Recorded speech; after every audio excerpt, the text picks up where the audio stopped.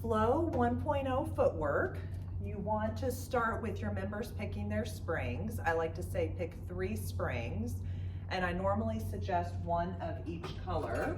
That's a good starting position. If anybody has knee or hip issues, doesn't want it to be on the heavier side, you could go to 2 reds and 1 blue. Or you could go heavier, 2 reds and a green, or even 2 greens and a red. The goal of footwork is that you do want them to feel the work and the warm up in their legs, feet, and ankles. First position, heels on parallel, going out and in, finding that full leg, full knee extension, and then returning back to the stopper. After you do about 8 to 10 of those, then pulsing mid-range. Having the springs more extended, more stretched out, makes the spring load heavier. So this is giving a little more work for their legs. Then come all the way out and in, change your leg position, heels wide, externally rotated in the hips, and then follow the same pattern. So you go out and in for about 8 to 10, and then you find that mid-range and go for pulses. Third leg position is Pilates V, toes on.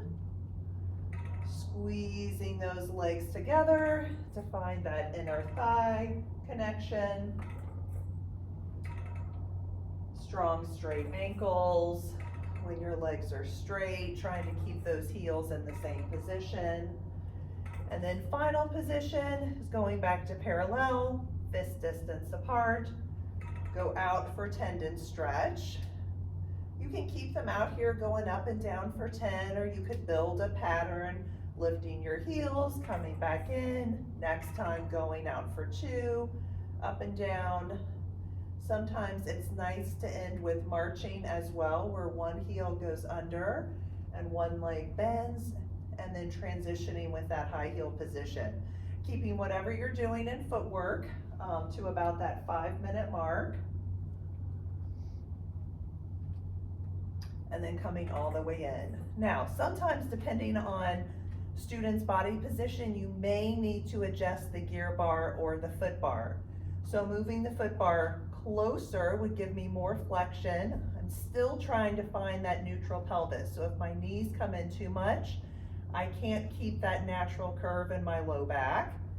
I have longer legs, so sometimes I like putting the foot bar lower, which imagine it would be lower. My heels would be further away from my body, or I also could gear out the carriage.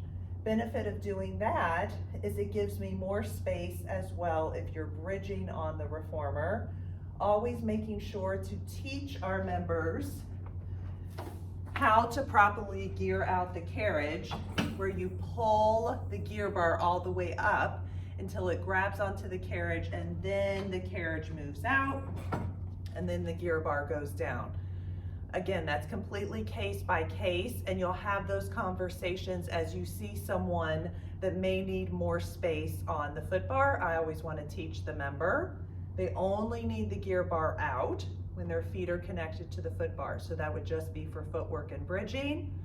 Anytime that you're using the straps, the gear bar needs to be pulled back in. So you pull the gear all the way up, grab onto the carriage, and then the carriage moves in and you push it down to lock.